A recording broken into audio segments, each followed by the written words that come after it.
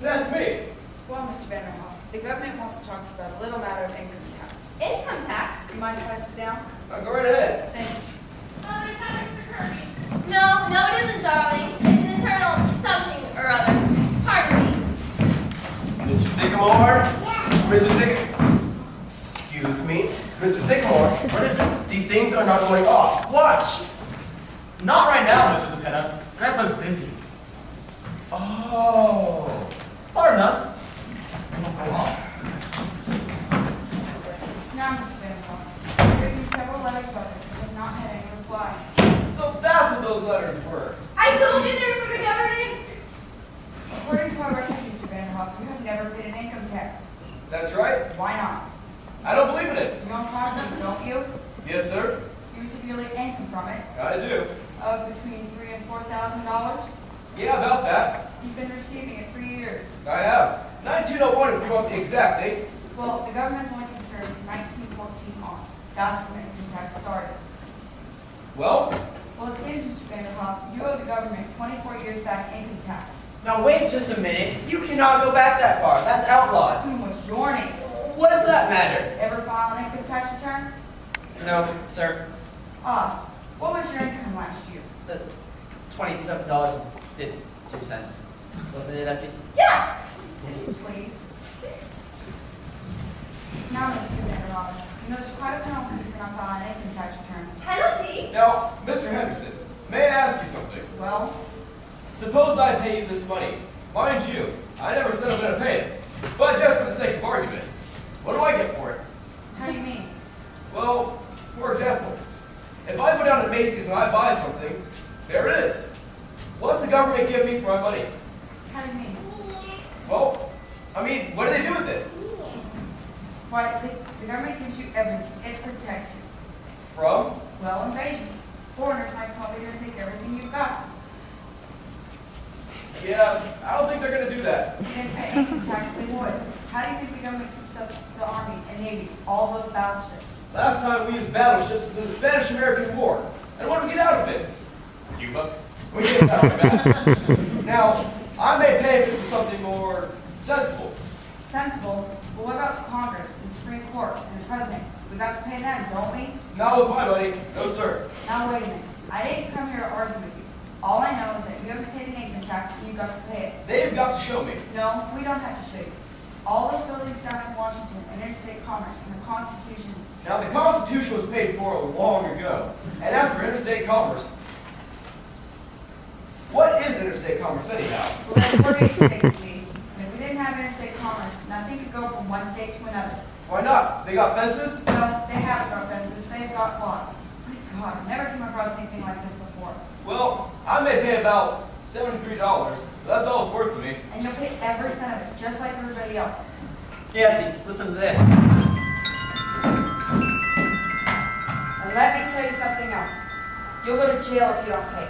Do you hear that? That's the law. If you think you're bigger than the law, you've got another thing coming. And the sooner you get up to your head, the better. And you'll hear from the United States government. That's all I can say. Watch out for those snakes. How was that? How did that sound to you folks? Great. My, he was mad, wasn't he? Oh, it's not his fault. It's just the whole thing is so silly. He forgot his hat. Say, what size is that hat? 7 1/8. What do you know? It's just my size. Who was that fellow anyway? Oh, this must be Mr. Kirby. Let's make sure this time. I will. How do you do? Good evening. Is this Mr. Anthony Kirby Jr.?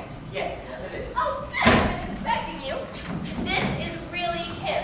Now, I know his mother, and this is her grandfather, and this is her father, and this is her sister Essie, and this is Essie's husband, Ed Carmichael. Now, get in your hat, make yourself right at home. Thank you. Mother, is this one, Mr. Kirby? Oh, yes it is, dear. He's lovely. I'll be right down. Do have a seat, Mr. Kirby. Thank you.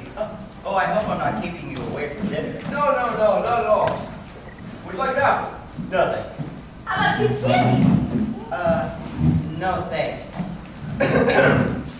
Oh, I forgot to introduce Mr. Wasn't I reading about your father in the newspaper the other day? Didn't he get, indicted or something? Hardly that. He was just testifying before a securities commission. Oh. Yes, I'm sure there was nothing crooked about it. Alice often tells us what a lovely man your father is. Well, I know my father couldn't get along without Alice. She knows more about the business than any of us. You look a little young, Mr. Kirby, to be vice president of a big place like that. Well, you know what vice president means. All I have is a desk with my name on it. Is that all? Don't you get any salary? Well, a little. More than I'm accounting for. Oh, now you're just being modest. It all sounds kind of dull to me, you know? Wall Street. Do you like it? Well, the hours are short, and I haven't been there very long. Just out of college, huh? I knocked around for a while first. Just sort of had fun. Did you travel? Yes, for a while. Then I went to Cambridge for a year. England. That's right. Say, how was the English commencement? Oh, they're very impressive. They are, huh? Now that the fun's over, I'm facing the world. Well, you've certainly got a good start. Vice president and a rich father. That's hardly my fault. And now I suppose you're all ready to settle down and get married. Hey, now, Betty. I'm sure Mr. Kirby can make his own mind. I wasn't making up his mind for him. Was I, Mr. Kirby? That's quite all right, Mrs. Whitmore. You see, You mustn't rush him, Mother. all I meant was he's bound to get married someday, and suppose the wrong girl gets him. Well, here I am, a vision in blue. I see you've all had time to get acquainted. Yes, we were just having a delightful talk about love and marriage. I'm sorry, I came down as fast as I could. I didn't mind you, please. Darn those flies in the kitchen!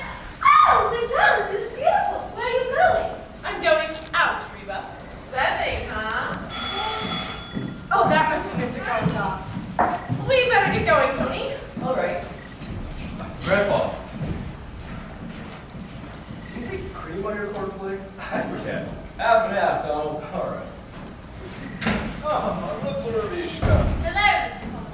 Good evening, everybody. Good evening.